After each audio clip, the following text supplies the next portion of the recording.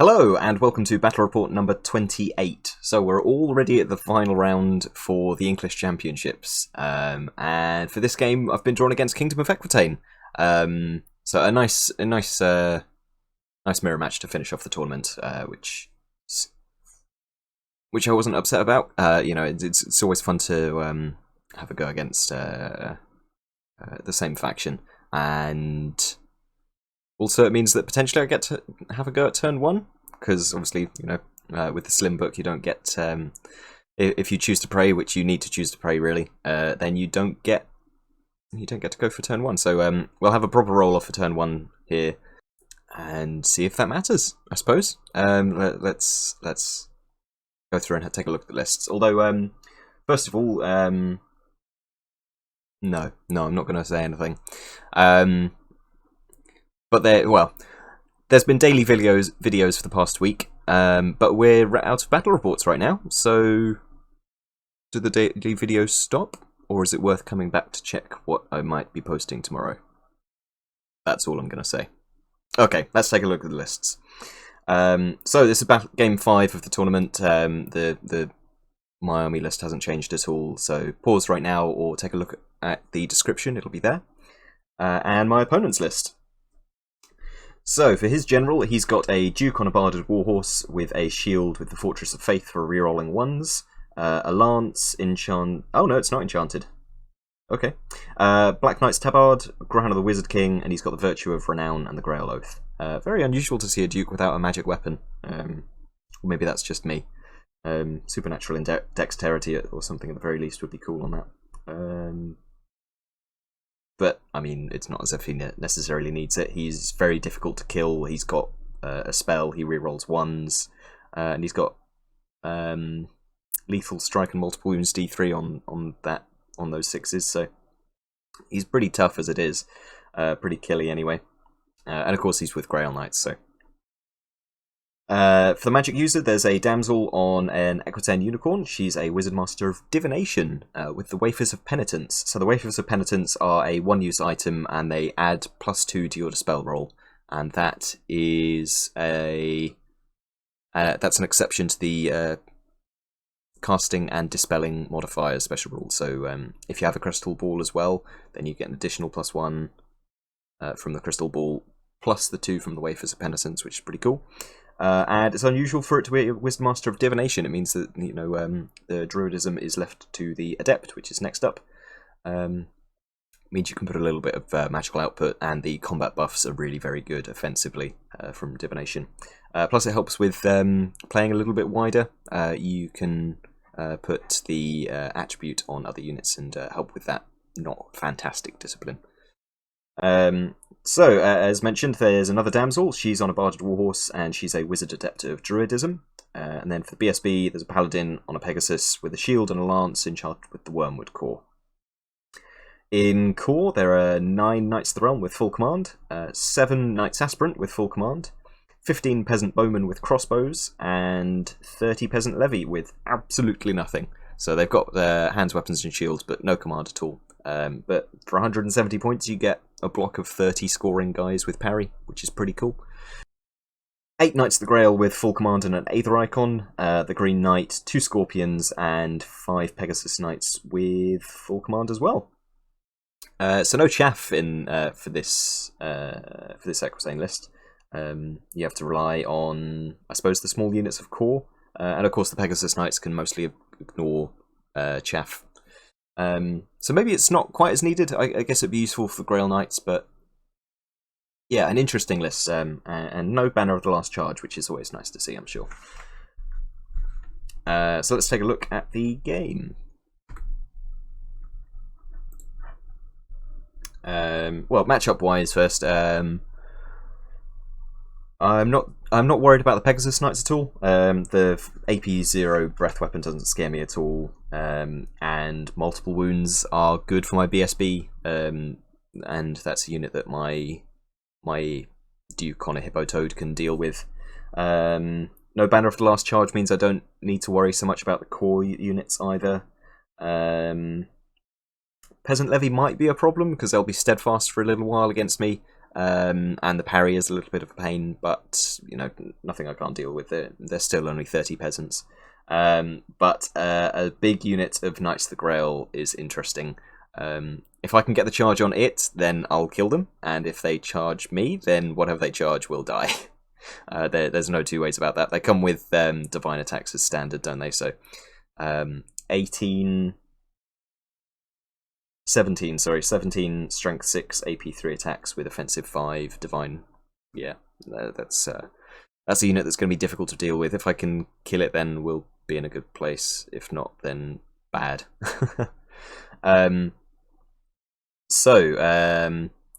We were playing for this round Frontline Clash and Capture the Flags, I believe. Yeah, so scoring units. He's got 1, 2, 3, 4, 5 of them, and I've got 1, 2, 3, 4. So slightly better for me, and he's got some peasants for me to kill. So if I can get hold of those, then I'm in a good place for the scoring. Deployment-wise, I've got a unit of 6 Knights of the Realm out here on the flank that you can't see. Then my Banner of the Last Charge unit with my Druidess, my Grail Knights with my BSB and Shamanism Monk, my Hippo Toad with his Duke, another 6 Knights of the Grail, Yeoman, Scorpion, and there's a Scorpion in these ruins down here. And then on the other flank, Scorpion out on the right here, 7 Knights Aspirant, 9 Knights of the Realm, the Pegasus Knights with the Pegasus BSB, 15 Bowmen in this forest with their crossbows. The Druidism Damsel is hiding in there as well. 30 peasants, 30 peasant levy here, another Scorpion, and I had deployed very heavy on this side as soon as he'd put down the Scorpion, the levy, and the crossbows, because I didn't think there was quite enough space to fit the Grail Knights in here, so I thought I'd be able to rush up, deal with this lot, score some points, go up on the secondary, and then turn around and deal with everything on this flank. But he just had enough space to squeeze the Grail Knights in here, so we're now facing a bit of a standoff here, and with my Yeoman on the far side as well, it's going to be difficult to get them across to chaff, especially with the Divination Magic and the crossbows. Yeah, so we've both prayed, and then we went for a straight roll-off, which he won. So let's start looking at this. Before we get started though, this was a really very pretty army.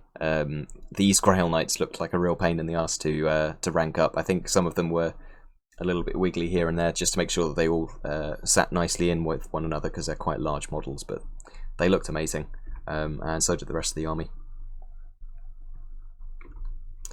So here we go, his turn 1. He pushes up a tiny bit with the Knights of the Grail, making sure that he's out of charge range of my units. The Pegasus Knights come up into the centre, using the terrain to hide themselves from this Scorpion at least. The Knights Aspirant go fully out here, so they can see my Yeoman, and they can start threatening this Scorpion here. In magic, in magic or shooting, he kills one of these Yeomen and kills one of the Knights of the Realm, sorry, here.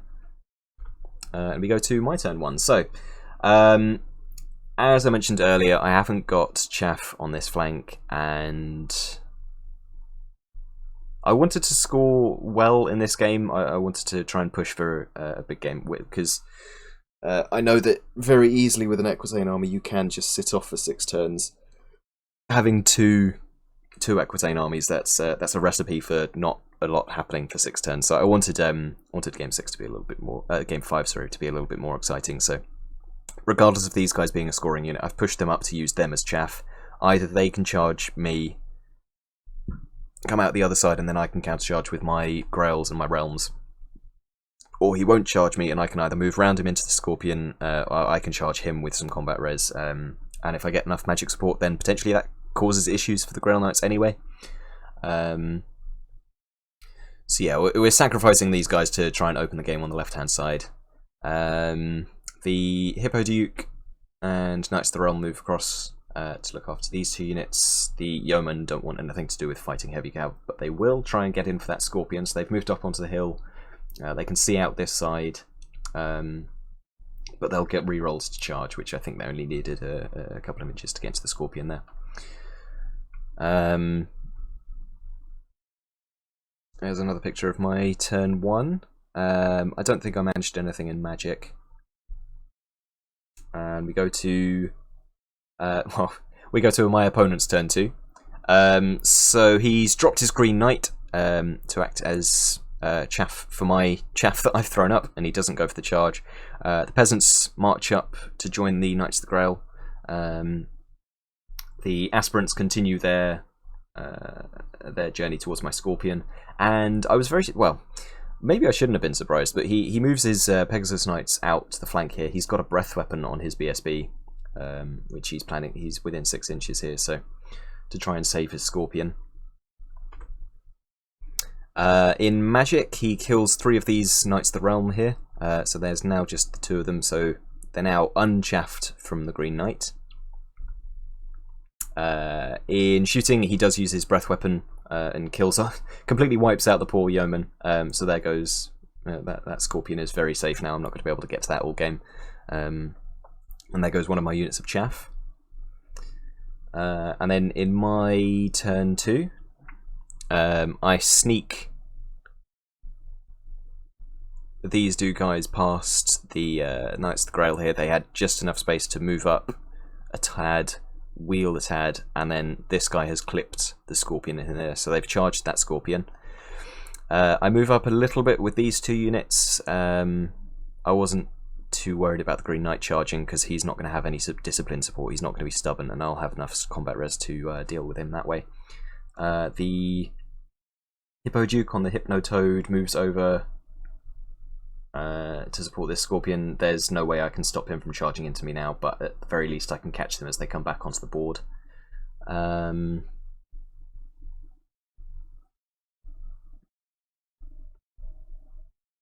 In combat, the Grail Knight, the Realm Knights do kill the Scorpion. I think I win with a banner, a charge, and a couple of wounds. And it fails its break test and is destroyed, so I've reformed to face into the centre with the Grails. And then my opponent's turn 3. So the Pegasus, fresh from their yeoman hunt, move back in towards the centre. There's a big open gap because I left room instead of having my Realm Knight sitting here instead, blocking this area from the Pegasus Knights moving over too easily. I've just been daft. They could have been done with sitting here and protecting the flank of the Grails, but they're in the centre now. The Peasant Levy move up very, very bravely down off in front of the hill with my Grails, taunting a charge. The aspirants have charged and then killed this Scorpion, and they've run off the table here. And in moves, he's put, I think the Damsel's moved into the Grail Knights here. The Green Knight has moved back behind the Knights of the Realm here. He doesn't, as I said, he's not going to want to charge these units. He's just going to pop Juice's Supernal and combat res. And that gives me my turn 3. So as I said, I was trying to push this game. I charged the 2 realms into the flank of the Grails here. I pop my Green Knight and sit him down on front of the wall, on the wall as well, so he's got distracting if he does get charged. The Grails go into the Peasant Levy, and I make sure that my Damsel is within 12 here, so I can buff this unit as they charge into the Grails. This also means that I don't need to worry quite so much about the Pegasus Knights just yet. I couldn't sit here and just let them charge my flank, so I needed to get moving on this flank anyway. On this side, I correct my mistake with these Realm Knights there, pointing so that the Pegasus Knights are a little bit threatened. The Hippotoes and the Duke sit so that they can see everywhere that the Knights Aspirant might come back on. We go to combat. So I managed to get Stone Skin with the Oaken Thrown off on the Knights of the Realm here. I regrow one of them from the attributes as well, so I've got 3 guys with 4 attacks plus 3 horses, and from those 7 attacks I kill 4 Grail Knights. They are still steadfast, so they pass their discipline 9, but man, I really made a mess of those Grails. If I'd possibly been able to put Spirits of the Wood on that unit, which I don't think I took in this game, then, you know, well, imagine. But yes, I make a mess of those guys, and then they pass their break. The Grails in with the peasants. I kill a whole load of them, but they keep their steadfast with 4 ranks. If I'd killed one more guy by the looks of things, then I would have broken their steadfast and gone through. And that was with Rod of Battle up as well, so I was hitting on 3s. But he passes his discipline 9 steadfast as well. So we go to my opponent's turn 4. The Green Knight charges into the flank of these realms here. The Pegasus Knights move up so that they are sitting, threatening a charge on either immediately into the flank of my Grails if I don't break these Pegasus Knights this turn, or they can charge over and into the flank of the Green Knight if needs be, or of course they can charge into the realms here. So with Fly, they're going to cause problems for me now. The Knights Aspirant come back onto the board. One of them dies through dangerous terrain, but they're sitting in the ruins to force me to suffer dangerous as well. These Knights of the Realm are going to come in and hopefully support these guys. If I get stuck on the Aspirants, then I'm going to be taking a lance of Realm Knights in the rear, which isn't good. In combat here, the Green Knight manages to kill 2 of the Knights of the Realm here. I break from combat instead of being killed. If I'd been killed, then it would have been better off for me, but I get chased. I flee from the Green Knight. He's caught by the Green Knight, and the Grails hit the front of my Green Knight. In combat with the Pegasus Knight, the parry peasants, and my Knights of the Grail, I don't kill them entirely, and I don't chase after them. I can't chase them with, you know, where I am. It would have been far too easy to... it's my turn next. Oh, so maybe I should have done that. If I'd chased the peasants, then I'd have a charge into these guys, and then I'd be completely out of line of sight of the Grails and the Pegasus. Yeah, that would have been a much better idea. Oh, although... Yeah, I don't know. I was blinded by the fact that I could get my my BSB into the Pegasus Knights, so I let the peasants flee. I turned to face this direction so that the front point of my unit is in the flank of the Pegasus Knights, so that on my turn I can then charge the Grails into the flank. I also charged the last charge realms into his Green Knight, and these Realm Knights come out of the forest and into the flank of these realms, and the Duke on the Hippo Toad charges the Aspirants. So lots of charges this turn. Yeah, looking at it now, it would have been nicer to just chase after these guys and then hit the because of course these 2 are scoring units as well, and that gives me the option to charge the Grails as well potentially. I'd still have the Pegasus Knights to catch and deal with, and they're painful in this matchup because I can't chaff them, and they're very, very maneuverable. So I don't know. Maybe that was the wrong call to charge the Pegasus Knights. Maybe it wasn't. Who knows? In Magic, I get Stone Skin off on the Green Knight, so I think he is Resilience 7 now, with 3 wounds, and of course he's within Damsel, he's within my BSB. So he's Discipline 8 with a reroll, he's Stubborn, he's going to have 5 Strength 6 AP 3 attacks, he's Defensive 6 and Distracting, so I'm going to be hit on 5s by these guys, so I should be fairly solid here to just sit. Deal with the Green Knight, deal with the Pegasus Knights, and then turn around and deal with the Grails. I get Entwining Roots on this combat so that my Knights on the charge are hitting on 3s and I'm being hit on 4s. In combat here, the Champion duels out my Hippo Toad, and I eat him. Swallowed him whole by the Toad, but he passes his break as he's Steadfast 7. In combat here, so I issued a duel with my Green Knight to stop him getting loads of attacks with Grails, yeah, so he accepts with his Duke He hits me a load regardless of my distracting. I think he hits me twice, and then he hits me with wounds me on a 6, which with Renown that's lethal strike. So he ignores my armor. I've only got a 4+ Aegis. I fail it, and he kills me. So best laid plans and all, but yeah, there's nothing more that I could have done there. I made him distracting. I gave him stone skin. He's stubborn with a reroll. Yeah, just 6s with that Duke is gonna cause problems for my Green Knight, and he kills him, which isn't good, and leaves my Grails in a bad position. So I hit the. You can see here that I've lost a rank of guys, but his Green Knight is also stubborn 9. Sorry, so he passes his supernal check. My Grail Knights and BSB don't do as much damage as I maybe would expect to the Pegasus Knights. Of course, the BSB is capped at 2 wounds per strike from his lance, so maybe that's why. I break them from combat anyway, and they flee. And that means that I now have to turn around and face these Grails, and you can see the dice have been laid out to charge me here. So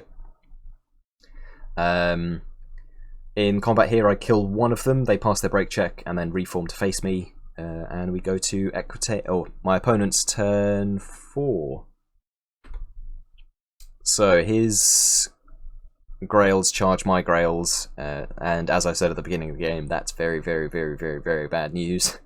His Green Knight continues to cut swathes out of my last charge realms.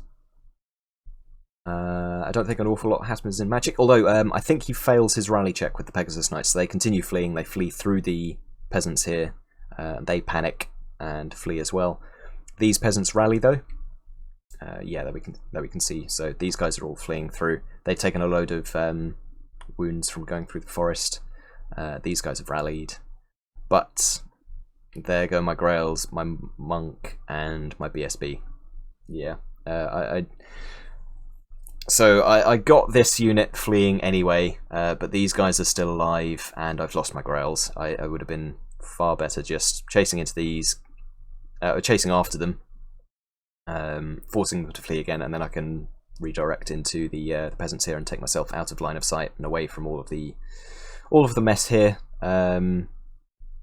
But then my Green Knight died, so he'd be facing off this way anyway, and I can't flee, so he'd just be charging me in the rear, so that's even worse. So maybe I couldn't have done much more, much of anything else besides maybe just charging the Grails instead, forcing these guys to flee again and then redirecting to the Grail, so I bring a load of combat res in. That was probably the way to go.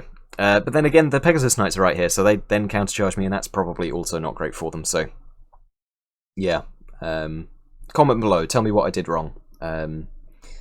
I think after the Green Knight gets killed here, I'm in a bit of a crap situation regardless of where I go. Yeah, let me know what you think. Over here, the Hippo Toad continues to eat aspirants. I think I may have killed him this turn. Yeah, there we go. So he's broken the aspirants and they've fled off the table. I restrain and turn back towards where my realms are fighting his realm knights. We go to my opponent's Equitan turn 5. The BSB fails to rally, flees off the board, and then the peasants, without any discipline support, they also flee off the board. So I have at least got those 2 units points wise, and the BSB. I think this picture is out of order. So that happens on my turn. His realm knights finish off my realms, and they turn to face my Equitan, to face my Duke on his Hippo Toad.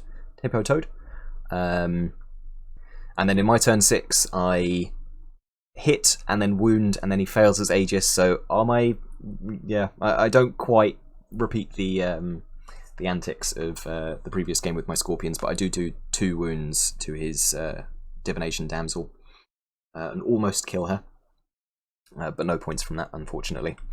In combat here, so I think the picture that I've got there is the last one. So in turn 6, 5 and 6 here, I had brought the the Green Knight down to a single wound left and was about to break him, but he managed to get he manages to force Summer's Growth off on the Green Knight and regrows him to full health. So I then win combat again. He fails his break test again, and then he's brought down to 1 wound. So no points there either. And then the final couple of rolls of the game, my Hippo Toad needs a 12 to make it into this combat, which he then does. Then he passes his fear check. He duels out my Hippo Toad. I eat the champion again, and then he passes his Steadfast 7 check as well. So this unit is saved, unfortunately, from the objective, which I think means between my Grails dying and one of my two Knights of the Realm unit dying, I'm down 3-2 on the secondary objective. So I was very, very close to taking this unit off. But yeah, I lose the secondary objective. I'm down quite considerably on points. And that takes us to the final result, which is a 16-4 to my opponent's Equitan. So, yeah, I went for a big push in this game, especially very early on with my Realm Knights going out, despite them being important for the objective. Just to try and open up that side and catch the Grail Knights out. I guess there was a point where really I should have been charging them instead of turning around and dealing with the Pegasus Knights and just receive the charge from the Pegasus Knights. And I mean, he hasn't got any ranks, so he hasn't got any combat res, so that probably would have been the better way of doing it. I just I just wasn't seeing, I didn't see the Green Knight dying quite so easily and quite so quickly, just being hit in the face by his Grail Duke and dying instantly. That really threw a spanner in the works on that flank and lost me a whole load of points. But yeah, it was a really good fun game. My opponent was fantastic. And a nice, fun, easy end to the tournament, I think. It wasn't a good result for me, but it was a really good game. And I needed that after my day one. Yeah, and that's it for the English Championships. So I ended... Let me check. I finished 55th out of 62 with 34 points. So yeah, not a particularly stellar showing for my Equitan, unfortunately. Out of the 3 games that I actually scored any points, I scored the 34. So you know, if I'd done slightly better on those and it shown up a little bit, then potentially I could have had a decent score at the end of the weekend. But getting 20 twice really hurts your points when you've only got 5 games to score. But it was a really good fun weekend. The tournament was fantastic. The venue was excellent. Mikey, the tournament organizer, was excellent as ever. Yeah, good weekend to be had. Looking forward to next year's and looking forward to the next tournament. Now, so I've done weekly videos for the past week. I've run out of battle reports for Equitan, but I haven't run out of content for Equitan. Something very, very, very exciting for you tomorrow. Keep your eyes peeled, and I will catch you next time.